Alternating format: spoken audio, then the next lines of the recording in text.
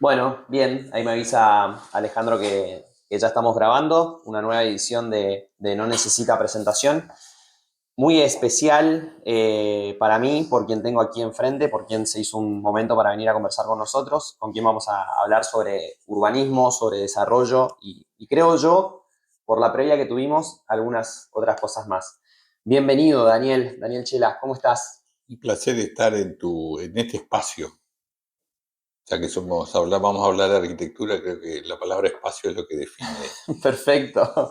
Y creo que la charla es interesante porque tenemos que hablar del espacio privado, del espacio público, del espacio común, del futuro del espacio, que ese es el tema, digamos, me parece que interesante para intercambiar.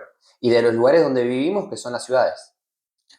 De los lugares donde vivimos ahora, las ciudades.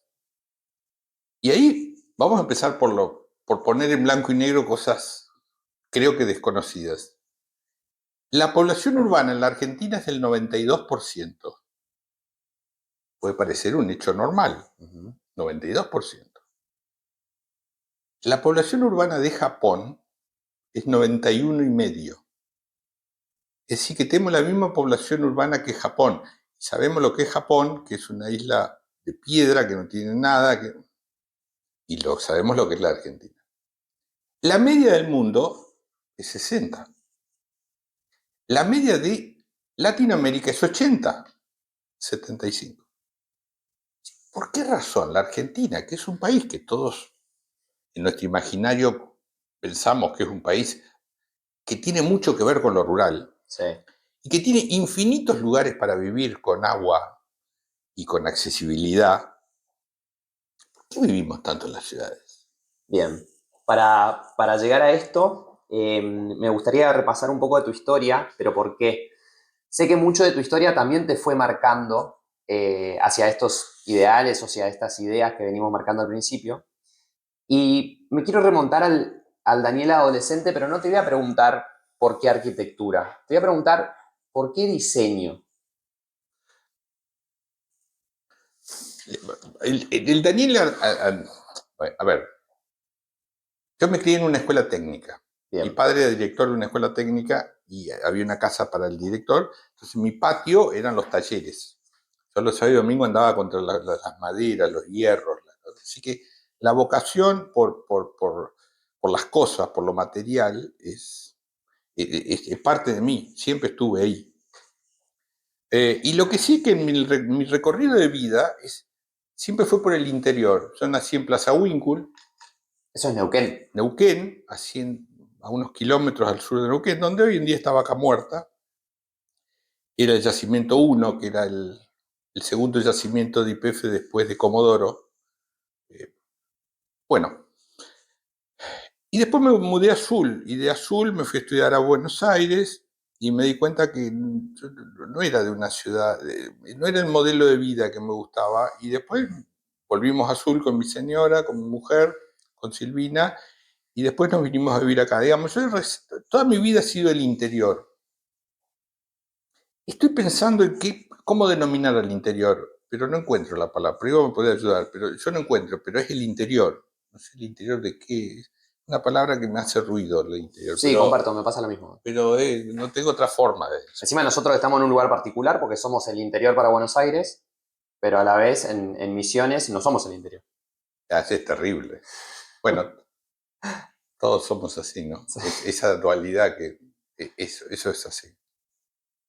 Bien, entonces, haber crecido en ciudades chicas te permite tener una visión la espacialidad de las ciudades chicas, de la vereda, de la calle, del parque, de los espacios que son públicos necesarios para vivir, de la escuela pública también. Todo eso conforma como una cultura que es la que yo tengo. De escuela pública, de calle de ciudad chica, de 50.000 habitantes, como era Azul. Casa Winkle era de 1.000, Ujú. mucho más chica. O Posadas, que es de 500.000, 400.000. Son ciudades chicas, que yo creo que son el activo de la Argentina, porque tenemos una infraestructura de ciudades. creadas con otros fines, que era ¿para qué se urbanizó la Argentina? Para tener gente que trabajara en un campo en forma cercana. Sí. En el campo no podía trabajar porque era muy peligroso, había malones, había... La historia lo... No había accesibilidad. Sí, estaba el tren, pero vos no podía el tipo vivir a 200 Claro. kilómetros donde tenía que ir a cortar el trigo con una trilladora, tenía que estar cerquita. Entonces, toda la generación de pueblos, cada legua, cada 4 leguas en la provincia de Buenos Aires, las estaciones de tren, bueno, se armó una red de ciudades fantástica durante todo el siglo XIX. Y había una relación, a ver, había algo que no sabemos cuándo se perdió, que fue, todo el mundo tenía un lugar. No es poco esto. Es decir, venía un inmigrante que no tenía nada, nada, y le decía, vaya a tal pueblo, y en el pueblo estaba todo loteado y tenía un lotecito. Sí. Primero se hicieron los lotes y después se trajo la gente. Hoy es a la inversa, ¿no? Estaba todo dividido y a su vez el sistema de división permitía que se dividiera más todavía. Entonces, todos tenían su lugar. Bien. En el siglo XX, ¿qué pasó? ¿O qué creo yo que pasó? El modelo económico agrícola colapsó en la crisis del 30, ya lo que producía el campo no daba para que la gente viviera bien. El producto rural se vino abajo. Entonces inventamos la industrialización. Generemos industrialización. Sustitución de importaciones o no importa.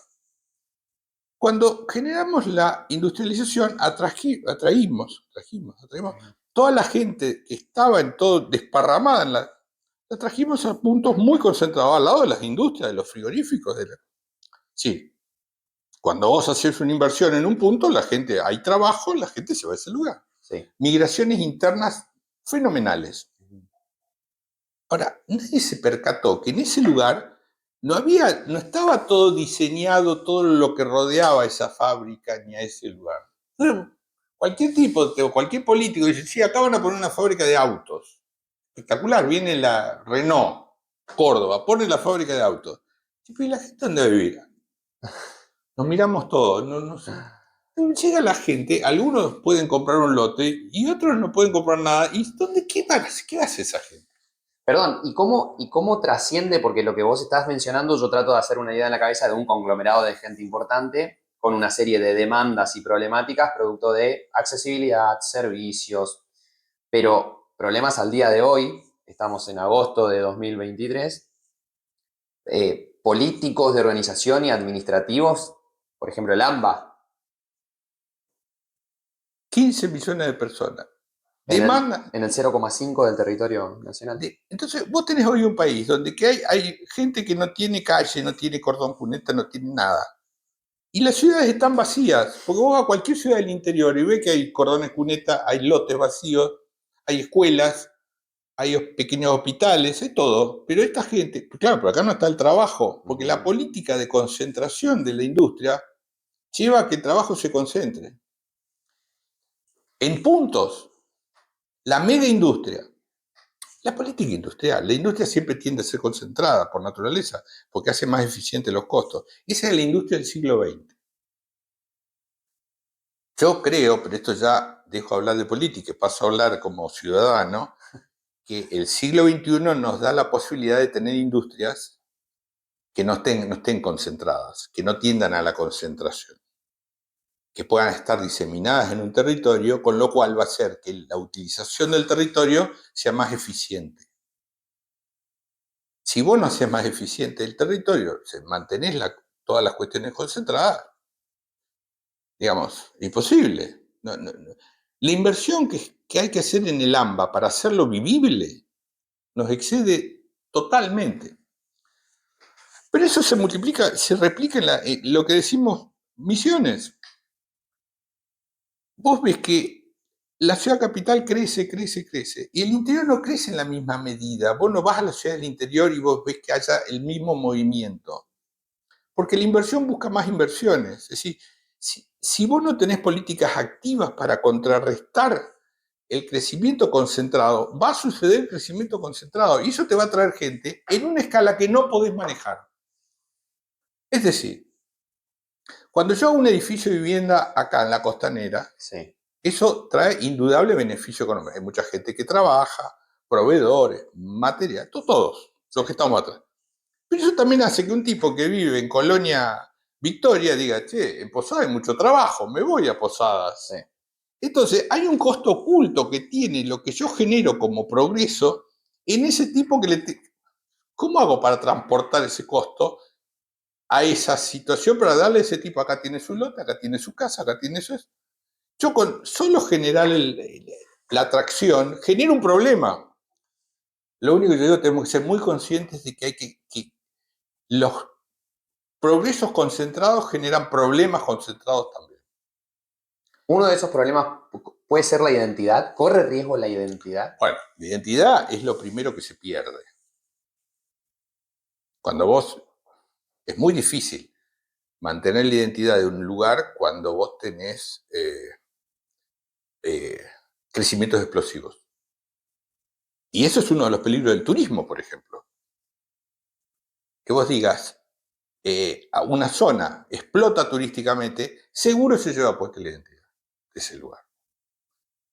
Seguro. Por lo tanto, cosa que, bueno, empezamos todo esto que estamos hablando es manejar problemas que muchas veces los argentinos no estamos en condiciones de afrontar. Pues sí, ¿cómo el crecimiento puede traer problemas? ¿Cómo el éxito puede traer problemas? Bueno, son problemas como de una segunda generación. Como acá tenemos poco crecimiento, poco éxito, nunca llegamos a estos Claro, debates. en una escala de prioridades, imagino que probablemente en otros países del mundo pudieron llegar a afrontarlos porque no tenían inflación, devaluación constantemente durante varios Claro, años. pero no vayamos mucho más lejos. No vayamos tan lejos. Hay lugares que están pensando en esos problemas. Colonia Pellegrini. Colonia Pellegrini es un paraíso, una cosa maravillosa. Sí. Los tipos no quieren que llegue el asfalto, porque va a venir un turismo muy masivo que les va a deteriorar su ecosistema. Es decir, hoy en día no puede llegar un micro de doble piso, no llega porque hay tierra, entonces el micro dice, no, yo en 2 gotas no salgo. Entonces dice, no queremos. Que es una forma primitiva, pero básica, de frenar y que no se rompa ese paraíso. Entonces, ese es un debate. Vos vas a Pellegrini y querés hacer un hotel de planta baja y 4 pisos, no lo podés hacer. No, de planta baja y 4 pisos. No sé si no hay un límite de 10 o 12 habitaciones y punto. Además, tenés que tener una residencia de un tiempo en Colonia Pellegrini para poder hacer el emprendimiento. Para hacer algo. Vos sabés que cuando imaginaba la entrevista para hablar sobre urbanismo con vos, a mí me llamaba mucho la atención que la idea de urbanismo atraviesa muchas ciencias, no solamente la arquitectura, sino también la sociología, hasta incluso la psicología. Y pensaba este ejemplo de Pellegrini, marca incluso, creo yo, vos decías una forma primitiva, pero debe haber un sentido de comunidad muy grande también ahí. Una unidad de vecinos que se plantaron y dijeron, che, hasta acá. Yo cuando te dije forma primitiva, no es peyorativo, sino No, tal cual. el instrumento que se utiliza para hacer algo puede estar mal o bien, pero el fin que estamos es lo que estamos debatiendo. Sí. Hay que ponerle un límite, hay que pensar si el éxito excesivo está bueno. Digamos, quiero decir, yo tengo 10 habitaciones. ¿Está bien eso o es preferible que tenga 50? Y cuando tenga 50, mejor que tenga 250. Y después tengo que tener la torre, porque entonces voy a tener más gente. Sí. Ahora, ¿cómo frenás eso? Hay muchos instrumentos. Pero eso es un debate que para la Argentina es vital, porque tenemos infinitos Carlos Pellegrini. Todos los portales de liberal son Carlos Pellegrini potencial. Los lugares de Misiones son Ahora, vos querés matar un lugar de Misiones, agarrarle, meter un hotel, una torre pejada, que yo. Ese lugar va a perder su identidad. Sí. ¿Y qué va a pasar? La mujer o la familia que tenía una cabaña, que estaba dando un servicio turístico, estaba alojando a su gente, muere porque tiene la oferta que el tipo. Entonces, son debates que hay que empezar a darlos pero básicamente el crecimiento concentrado trae muchos problemas. Aprovecho este tema que venimos hablando para meternos en uno de coyuntura o de macro coyuntura, si se me permite el término, que tiene que ver con la pandemia. Mucha gente nos está escuchando hablar, por ejemplo, de turismo y creo que la pandemia en Misiones fue un claro ejemplo de cuando eso se redujo durante la pandemia, también en el Iberá que mencionaste, cómo florecieron nuevamente los ecosistemas, cómo volvieron a aparecer ciertos animales, cómo la no llegada del hombre habitual antes de la pandemia permitió eso. Y a la vez lo relaciono con otro tema que veníamos hablando, la gran concentración, lo que ha dejado la pandemia, por ejemplo, el microcentro de Buenos Aires. Y a la vez cómo también nos ayudó a descubrir el teletrabajo, el trabajo remoto, esta idea de, pudo haber sido una puerta que nos demostraba que se podía desde tu lugar, este lugar en el mundo que veníamos hablando, o ya fue una oportunidad perdida. Yo creo que la pandemia, bueno, primero, una cosa terrible, la cantidad de gente que ha muerto y las condiciones que murió la gente. Todavía no creo que no tenemos el reconocimiento hacia todos los sufrimientos que hubo, ¿no? No se dimensionó todavía, ¿no? Nada, esto de morir solo en un hospital porque por el virus y por todo eso, terrible. Pero porque me resulta muy difícil si no decir lo que bueno que nos dejó la pandemia, porque No, lógicamente. una catástrofe nunca te puede dejar cosas buenas, pareciera ser. Pero avanzando en esta idea, lo que hizo todo lo que es el teletrabajo o el Zoom fue hacer posible el interior. Hoy en día vos podés estar en contacto con cualquier persona y tener relaciones sin trasladarte. El traslado, más allá del impacto ambiental que tiene subirse a un avión para tener una reunión, hace que vos puedas participar de la vida de organizaciones totalmente dispersas. Es decir, en mi caso personal, pues estoy participando en cuestiones que funcionan en Buenos Aires, que antes no podía hacerlo porque no me puedo desplazar 2 veces por semana, martes y jueves, para participar de la reunión de la no sé qué. No, es inviable. Entonces vos te limitás. Entonces, la gente que maneja el país se transforma en la gente que está cerca de algún lugar. Y esos son otros de los problemas de la concentración, del puerto y todo. Digamos, la visión que se tiene de Buenos Aires desde el interior es una visión muy limitada, eh, muy limitada. Y de eso la pandemia lo rompió. Igualó todo, vos podés estar acá, una buena conectividad, da lo mismo estar en cualquier lugar. Pero eso tiene mucho impacto en un punto que tiene que ver con el urbanismo, que es hoy es posible una nueva ruralidad. Vos podías vivir en una chacra, conectado, hacer este trabajo en un lugar, pero que en el fondo tuviese árboles frutales, 2 gallinas, una huerta, fueras casi totalmente autosustentable. Y eso es posible hoy, y eso antes no era posible. O vos eras periodista y tenías que vivir acá en Posadas, o eras campesino, agricultor. La vida siempre eran disyuntivas. Hoy en día eso no es así. Y eso lo creo que hay que tomarlo. Se pueden pensar en ciudades mucho más dispersas, no con suburbios, sino tener enclaves a ver, ¿cómo decirlo? Comunidades semirurales con todo el beneficio del campo y todo el beneficio de la ciudad.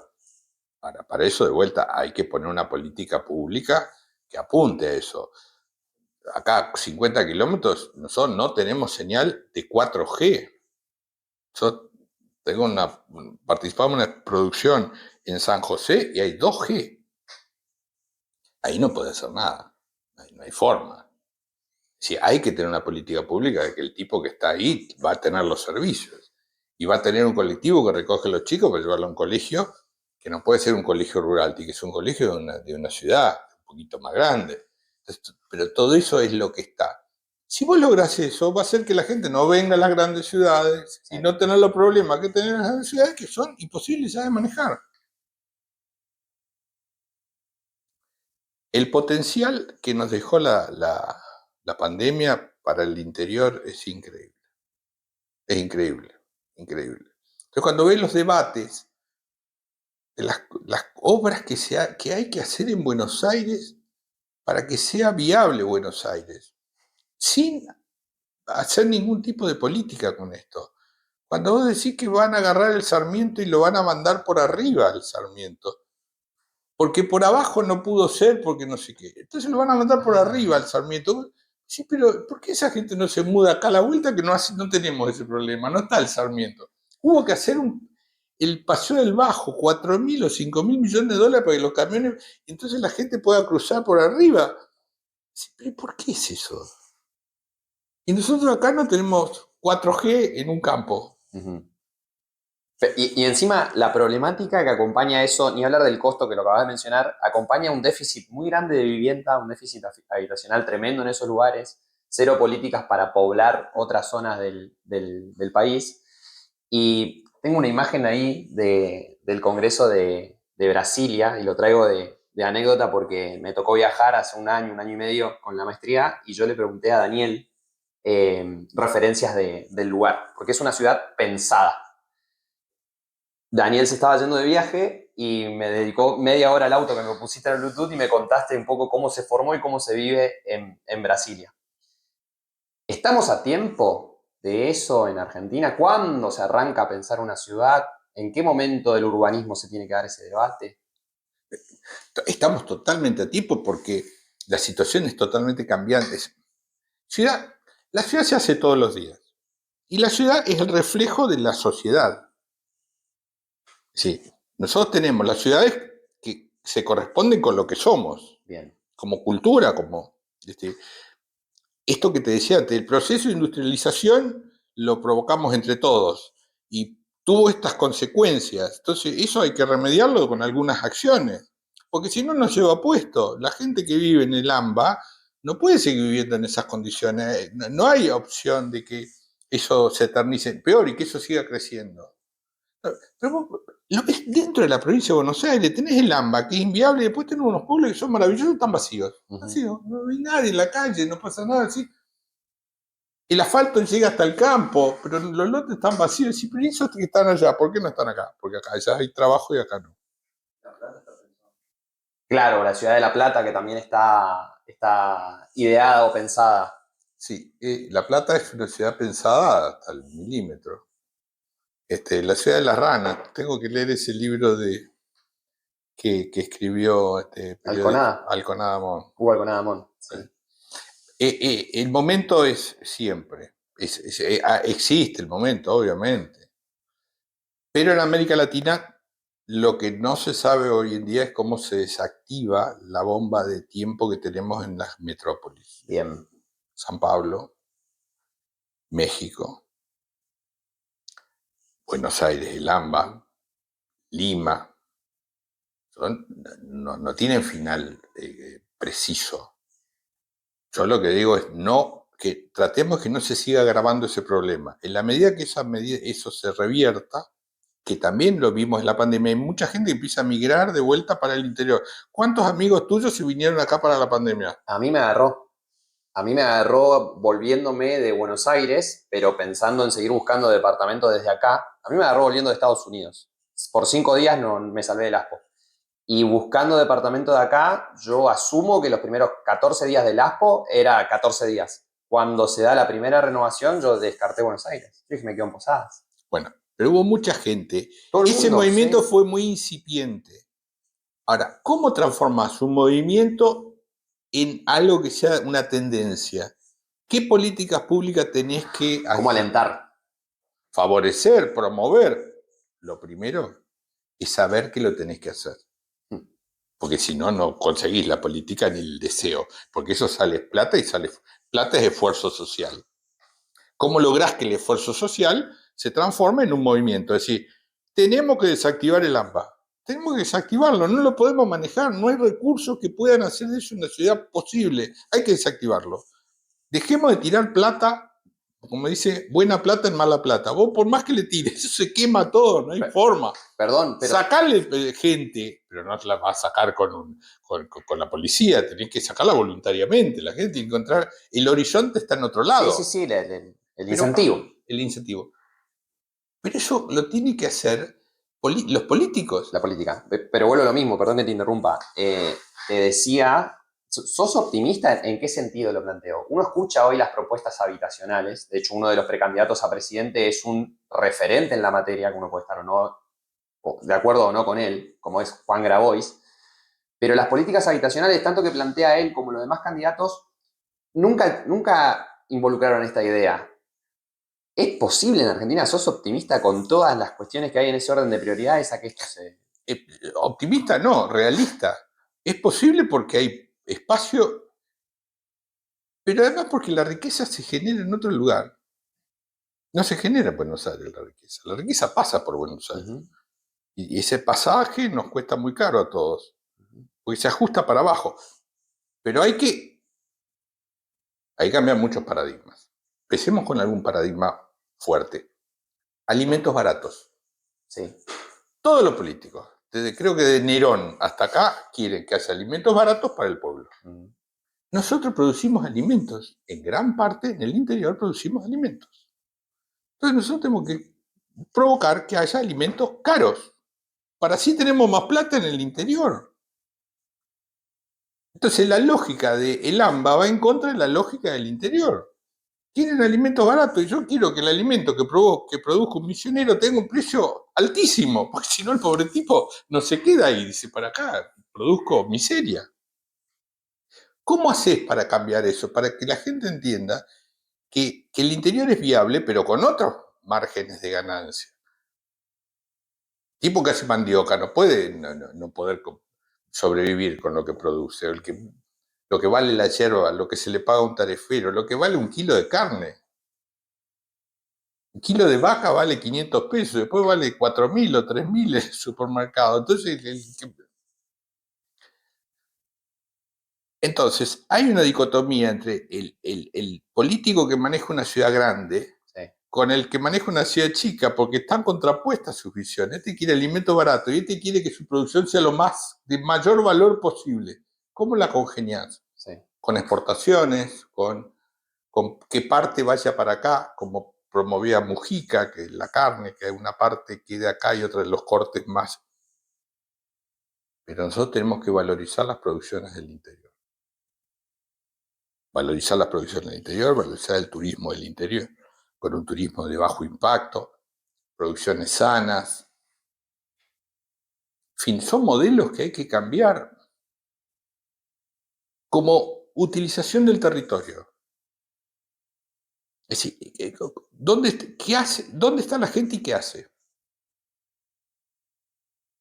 Pero para que todo esto no parezca una charla tan latinoamericana, tan posadeña, yo me gustaría referirme que antes de la pandemia hay un genio de la arquitectura que se llama Koolhaas, es como el nuevo Le Corbusier de estos tiempos, que toda su vida se pasó estudiando las metrópolis. Hizo un libro famoso que se llama Delirios de Nueva York, que analiza por qué Nueva York pudo ser lo que es. ¿Por qué el capitalismo provocó en esa ciudad esos edificios que uno ve? Después se analizó las ciudades, las nuevas ciudades de las zonas de crecimiento chinos, todas las ciudades del borde de China que han crecido de una forma. Bueno, toda su vida en eso, la ciudad. Tiene un estudio experimental que se llama Oficina Metropolitana de Arquitectura. Es decir, 5 meses antes de la pandemia inaugura en el Guggenheim una exposición que la titula El campo, el futuro. Dice, las ciudades ocupan el 2% del mundo, el 98% no es ciudad de la tierra del mundo. Y el cambio se está provocando en el campo. Entonces empieza a mostrar desde las fábricas Tesla, que las instala en cualquier lugar, Sí. a esto. Y en la entrada del Guggenheim pone un tractor gigante que se comanda a control remoto, para que se vea lo que está pasando en el campo. Con la agricultura de precisión, los drones que tiran las semillitas. Es decir, hay señales de que el campo, que en nuestro caso es toda la Argentina, tiene un potencial increíble. Increíble. De producción de alimentos sanos, de formas de vida que sean más amigables con el medio ambiente, que Bueno, Malamud lo decía hace muy poquito en una entrevista. Argentina tiene dos grandes ventajas de cara a lo que se viene. Una es estar lejos de la zona de conflicto, que antes era una desventaja. El viento atómico. Exacto. Y la otra que producimos alimentos en un mundo cada vez más distópico, más entrópico, perdón. Entonces, ¿cómo aprovechar, bueno, gran parte de esto para Argentina? Creo que pasa por esto que estamos hablando, por el diseño de nuevas ciudades. De un nuevo contrato social de ocupación del territorio. Perfecto. ¿Cómo lo ocupás al territorio? ¿Con qué lo ocupás? ¿Dónde trabaja la gente? ¿Dónde vive la gente? ¿Qué necesita la gente para vivir en los lugares? ¿Qué necesitamos en el interior para desarrollarnos? ¿Está inexorable que tenemos que ir a vivir a Buenos Aires para vivir mejor? ¿Es así? Pero casi todo el mundo está convencido de que es así. Uh-huh. Y además un tipo que vive en Buenos Aires, por algo vive en Buenos Aires. Uh-huh. Vive porque además Buenos Aires está lleno de gente del interior. Sí. No, no es que son todos nacidos y criados. Sí. Mucha gente del interior me dice, ¿por qué estás acá? Porque yo creo que acá me va a ir mejor. Esa creencia, hasta que uno revertís esa creencia, y no es revertirla por lo malo, sino, no, me voy porque acá pienso que me van a saltar. Porque eso no tiene patas cortas. Digamos, en el fondo el tipo, como cree que todo está bien, pero el único problema es que lo van a saltar, aparecen los barrios privados. Que no quiero dejar de referirme. Los barrios privados son Que además o sea, donde se montó un barrio privado, es no hay vuelta irreversible. atrás. No hay vuelta atrás porque es una figura jurídica que es perpetua. Bueno. Entonces, los barrios privados son ese escape de que vivo en una ciudad con todas las ventajas de la ciudad, agarro mi auto y tengo mi paraíso, vivo en el campo. El campo cerca es un campo artificial, un campo que depende del automóvil, Sí. que tiene unos problemas internos muy grandes, Uh-huh. porque es como un gueto, muchos problemas. Sí, Pero sí. lo peor que tiene es que genera inseguridad a su Alrededor. alrededor. Vivir alrededor de un muro, nadie quiere caminar alrededor de un muro. Un amigo común que tenemos Sí. me decía que de la ciudad de Posadas los dos lugares más inseguros son alrededor de Apos y alrededor del Itapúa, porque tienen muros. Ahí te roban, Uh-huh. porque tienen muros. Entonces no queremos más muros. El barrio privado tiene que ser... En un mano a mano de esta semana, de fines de julio, hablaron Ernesto Tenenbaum y Luis Novarecio. La sede de La Nación Más, donde fue la entrevista, queda saliendo de Ciudad de Buenos Aires, llegando a la General Paz. Creo que es Núñez o Belgrano.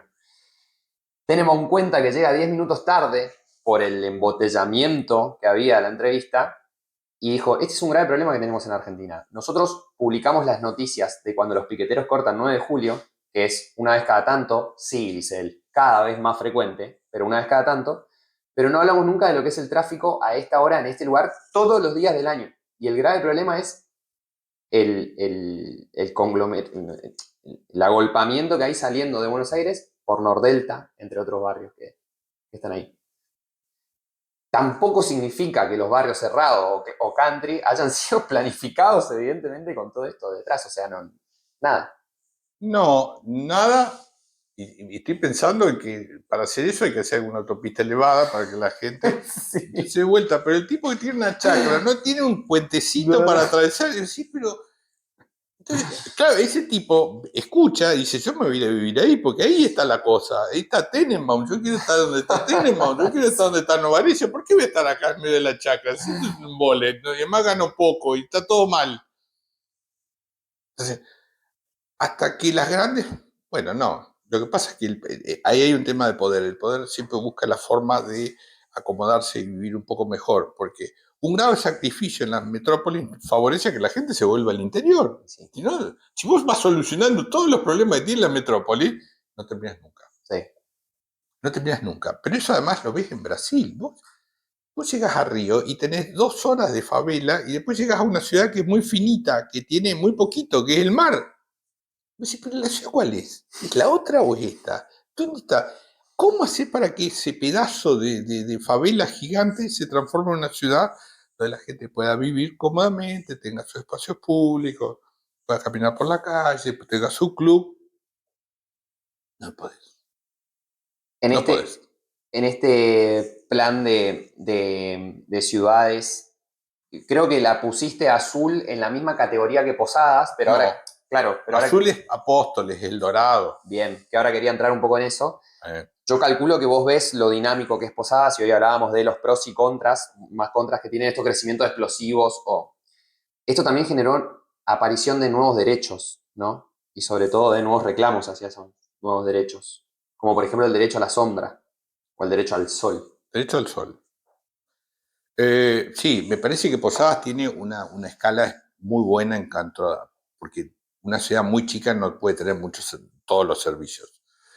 Por eso, pero mi ciudad, las ciudades bonaerenses son como las ciudades como Verá, como El Dorado, como Apóstoles. Esas son las ciudades que están entre los 20 y los 40.000 habitantes. A las que volvés cada cierto tiempo y no cambió mucho. Exactamente. Posadas, en cambio, yo creo que una persona que se fue antes de la pandemia, 2019 a hoy, no la encuentra igual. No la encuentro igual. Y la que se fue en el 2000 No, ni hablar. tuvo el impacto increíble de la costanera y de las obras de Yacyretá, que ese impacto con el tiempo va a frenarse, ¿no? Pero sí, yo creo que Posadas, el tema está en que el crecimiento de una no sea en desmedro del resto del interior, digamos. Pese que ahí está, lograr que esto suceda, esta sintonía fina de cuánto pones acá y cuánto pones en los otros lugares, y que eso, entender que eso se hace vía trabajo, digamos. Donde está el trabajo está la gente. Las ciudades responden al trabajo. El trabajo es el turismo también, ¿no? Pero donde está el trabajo está la gente. Entonces, si vos generás mucho trabajo en un lugar, vas a tener que generar mucha infraestructura urbana en ese lugar. Entonces, entender esta mecánica, ser todos conscientes de que si se instala una fábrica o una cosa muy grande en un lugar, vas a tener mucha necesidad de infraestructura urbana y que hay que hacerla. Como hay que hacer tantas otras, hay que poner el cable para que le llegue la luz. Bueno, Sí. eso, entender de cómo funcionan las cosas. Eh, y también entender de que los procesos de trazado del diseño urbano tienen que ser previos a cualquier acto de urbanización. No es lo mismo una urbanización informal sobre un loteo que esté pensado que uno que no esté pensado. El que está pensado, alguna vez se le podrá llegar la infraestructura. Al que no está pensado, el que se asienta en un lugar que es un humedal, pasó, ¿no? Sí. Una cosa es que la gente tenga en un lugar los servicios y otra cosa es que en ese lugar no puedan llegar nunca los servicios. Eso es mucho más complicado. Ahora, este fenómeno se da también en Europa. La mitad de España está vacía, totalmente vacía. Se llama la España vacía, ¿no? Tienen un problema con los alquileres por el tema de Airbnb y demás ahora. Eso, bueno, ahí tenés la explosión del turismo. Pobre barcelonese, que vos decís, pobre barcelonese que no pueden vivir en esa ciudad, porque el turismo está arrasando con todo. Ahora, ese parece que no es nuestro problema. Todavía no tenemos un problema de una explosión de turismo. Pero si lo tuviésemos, es un tema que hay que debatir. ¿Qué haces con eso? Te quedas sin oferta de alquiler. Y además que aunque haya alquiler, se degrada, pues todos son boliches para el turismo. Ahora, ¿cómo debiera ser una ciudad a la que tenemos que tender? Bueno, es una ciudad que básicamente es residencial, en mucha parte, que donde vos tenés una casa puedas dormir. Parece que el Estado te tiene que garantizar el silencio. Hay un derecho al sueño también. No todo puede ser caótico. Hay un derecho al sueño, hay un derecho al sol, hay un derecho al verde, a la arboleda. Vos ves que en muchas ciudades se lotean o se venden espacios públicos para hacer vivienda de lujo. O aunque lo hagas, lotees para hacer... Sociales. Sí, es igualmente malo. Okay. Si el espacio público, la gente necesita una cantidad de espacio verde cerca, de proximidad, que vos puedas ir con tu hijo y que te abajo un árbol y que el chico pueda tocar el pasto. Y eso es más necesario cuanto más chicas son las viviendas. Cuando tenés viviendas chiquitas, tenés que tener más espacio verde porque el espacio verde es lo único que te balancea la ciudad. ¿qué es lo que pasa en Europa? En Europa la gente vive en departamentos muy chiquitos, pero tiene una infraestructura urbana que tenía a 2 minutos un parque, a 3 minutos el otro, ¿no? Y se ha hecho mucha infraestructura de clubes, de piletas, de parquecitos. Entonces, claro, no importa si vos vivís en un monoambiente, porque vos tenés todo tu escape y lo tenés. Entender todas estas cuestiones o debatirlas, como bueno, en una época eleccionaria tal vez no sea el momento, pero en alguna otra época hay que empezar a debatir, che, esta ciudad, ¿qué cantidad de espacios verdes está necesitando? ¿Cuáles son los estándares? Buenos Aires creo que tiene 1/7 de los espacios verdes que se necesitan o que son recomendados. Bueno, eso es un problema. ¿Cómo se está mitigando ese problema? Entonces las propuestas apuntarán en esa dirección. Ahora, de todo esto lo que sacamos en conclusión de que dónde vivamos y cómo vivamos es una decisión nuestra, no es inexorable, no, O sea, debe estar abierto al debate, sobre todo porque es dinámico. Digo. no es una tendencia irrefrenable. No es que todas las ciudades van a ser Nueva York, no van a ser. No tiene por qué serlo ni van a ser. Entonces, no lo demos como inexorable. Bueno, acá es donde yo veo mucha relación en esto que decías de cómo las ciudades son reflejos de las sociedades. Probablemente muchas veces no esté en discusión esto porque si preguntás, muchos aspiremos a ser Nueva York. De hecho, antes de empezar esta charla, habla un poco de las limitaciones de uno cuando no está en el área, en este caso en el urbanismo. Yo nunca había imaginado sí entendía lo del clivaje, si se quiere, urbano-rural, pero yo en Posadas pensaba únicamente en una descentralización administrativa. Te quería preguntar qué opinabas de las ciudades de 15 minutos, por ejemplo. Una tendencia que, por ejemplo, en Mar del Plata creo que la están empezando a trabajar. Que no implica más que a 15 minutos de tu hogar haya una dependencia administrativa municipal para hacer un trámite, para descentralizar un poco el centro. Ponele que funcione bien, todavía queda muchísimo más por detrás. Y te pregunto también por las conductas. ¿En qué sentido? Y también Guazú, por ejemplo, en Posadas. ¿Hasta dónde fue, hasta dónde es un espacio de descentralización como tal? ¿Y cuánto puede acompañar los vecinos, la sociedad de esto? Por ejemplo, carpooling, entre una de tantas iniciativas que puede haber. ¿Es posible? ¿Es probable? Son muchos temas. Perdón. Muchos temas. Voy a empezar por cualquiera que me ocurra. La ciudad de 15 minutos, la clave está en que vos trabajes dentro de los 15 minutos. Bien. No, No que hagas un trámite. es que tu vida pueda desarrollarse completamente en los 15 minutos. Tengas tu trabajo, tus necesidades educativas cubiertas y tus necesidades de salud cubiertas. Todo en 15 minutos. Bien. Digo, porque para lograr eso empezás a tener cambios. Primero, para trabajar es otro mundo. No sé cómo se hace. Una cosa es decirlo, otra cosa es pensarlo. Por eso, porque implica movimientos de dónde vos te vas, dónde queda la empresa donde vos de donde vos trabajás, el tamaño de la empresa donde vos trabajás. Soy medio descreído de que eso sea posible, porque vos tenés que decir, si hay una empresa muy grande que aloja gente que viene de lejos, esa empresa debería partirse y desparramarse para que todo tenga su pedacito de empresa. No sé cómo se hace, pero la idea de los 15 minutos parte de que tu vida se desenvuelve. ¿Qué es una ciudad de 15 minutos? Una ciudad chica. Claro. Entonces volvemos al inicio, tenemos la ciudad chica. Resulta que a las grandes las tengo que partir. Bien, partámosla porque tenemos esta vista que así no funciona. Bueno, entonces usemos las ciudades chicas para que esas sean las ciudades, todo en 15 minutos. No sé, en Apóstoles que está todo a 15 minutos. Las tenemos. Bueno, pero no las Fomentamos. Claro. Si vos pones todas las universidades concentradas en un lugar, se complica. Es lo que está pasando. Pero vos podrías desparramarlas a las universidades, como pasa en Oberá con algunas universidades que hay. Y eso fomenta que Oberá va a ser una ciudad de 15 minutos. Pero nosotros tenemos la ciudad de 15 minutos. Pero lo que tenemos en Posadas es algo mucho más maravilloso, que son las chacras. Las chacras son las supermanzanas que quieren hacer en Barcelona y que acá ya existen. Por ejemplo, 32-33 entra ahí. No. ¿Cuáles serían entonces? Todas las chacras prisioneras. Todas. Todas. Desde la avenida 40 para acá. Estamos yendo a la partición de la ciudad, digamos. Bien. En Barcelona se inventó la supermanzana, que es juntar 4 manzanas por 4 manzanas, en el interior peatonalizarlo y que el tránsito sea perimetral. Bien. Revolucionario, porque tenés unos interiores muy tranquilos y vías rápidas de circulación. Lo que es Posadas.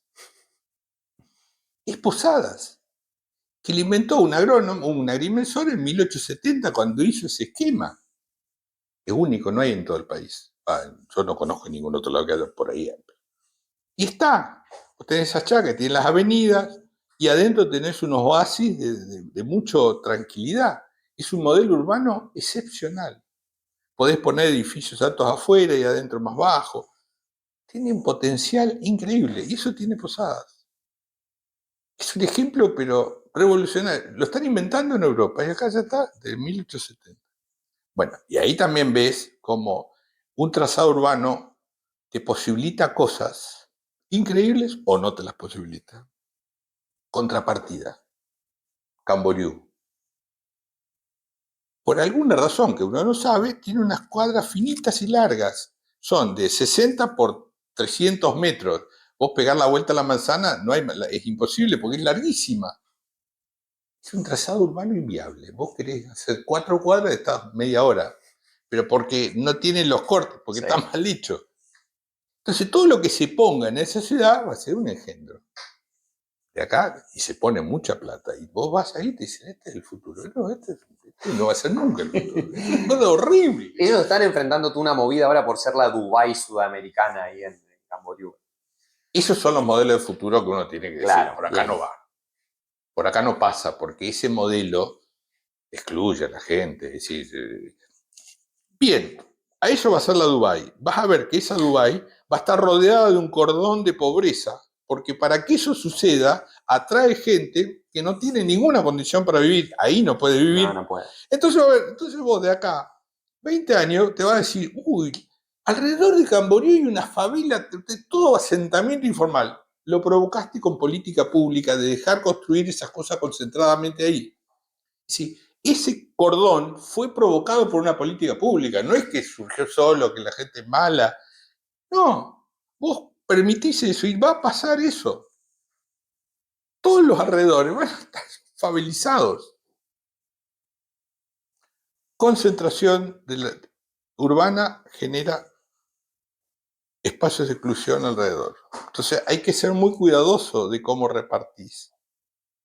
La Barcelona, que es un modelo urbano que a todos nos gusta, cuando se creó tenía la planta baja comercios, arriba la vivienda de gente de mayor poder adquisitivo, y adentro tenía viviendas más sociales, de mucho menor valor para la gente que trabajaba en los comercios. Digamos, en un espacio se resolvía todo. Siempre es bueno preguntarse, a ver, la gente que trabaja acá, ¿dónde va a vivir? Esa es la pregunta, ¿dónde va a vivir la gente que trabaja acá? No, no sé, ¿cómo no sabes? Si no sabes, va a ir a condiciones de marginalidad. Si no, no la traigas. Si no sabes, no generes esa atracción. Bueno, son debates complejos, pero que hay que empezar a darlos, porque en Latinoamérica si no nos lleva puesto. Para ir redondeando, para ir cerrando, tengo una de las últimas preguntas para hacerte que tiene que ver con... Argentina tiene muchos referentes del mundo de la arquitectura que son observados por el mundo. Mi pregunta es, una pregunta personal, ¿dónde radica tu inspiración o a quiénes tuviste como referentes o si ves en Posadas incluso cómo es el trabajo de la arquitectura, cómo se aborda el urbanismo desde tus colegas y desde vos mismo? Y para el cierre, una más picante, ¿ves un desafío en la inteligencia artificial en tu profesión? ¿Es algo por lo cual temer o cómo es el abordaje ahí?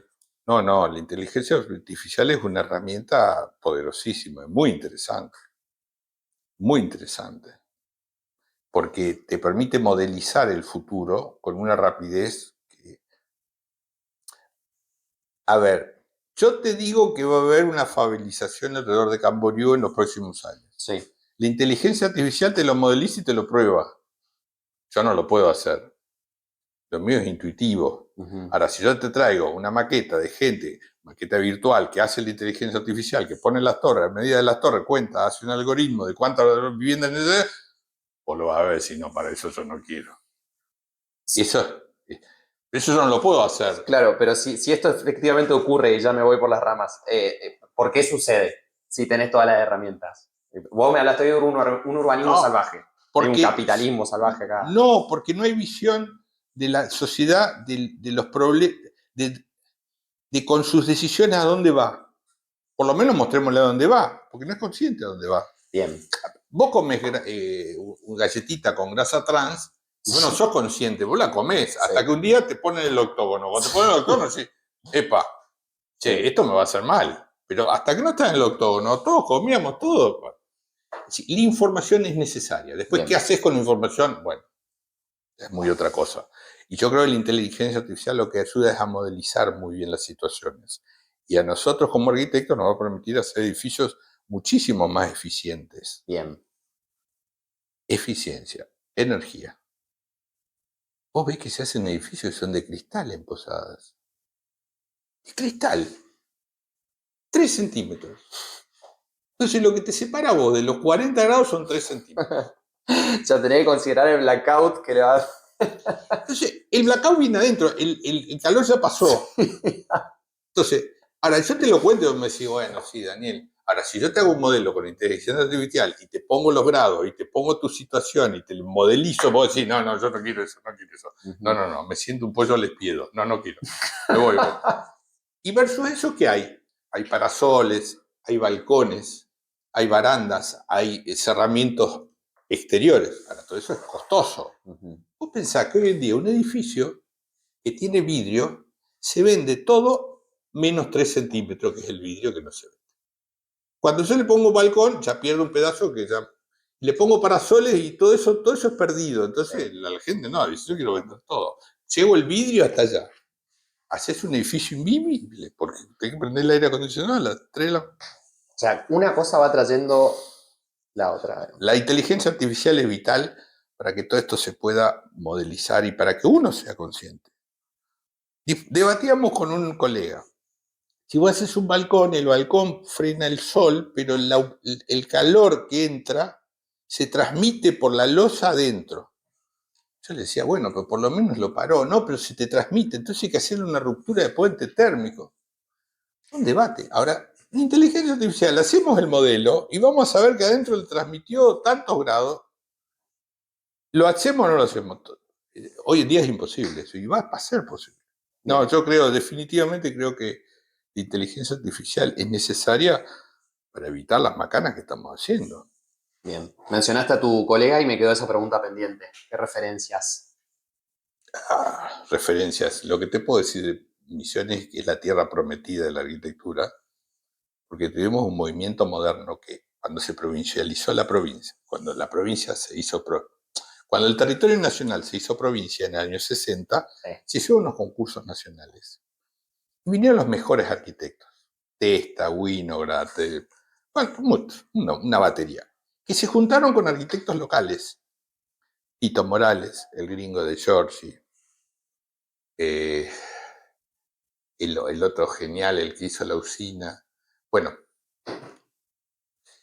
y produjeron una arquitectura moderna brutal, de una calidad única en el país. Esos son referentes de que lo que se puede hacer en una provincia, si hay talento, Bien. si es una provincia que te permite hacer esas cosas. Y te voy a dar un ejemplo cortito, pero muy importante. Se hizo una exposición, la arquitectura moderna en Latinoamérica, en el Guggenheim. De los años 50 a los 70, de la Argentina había expuestas 2 obras.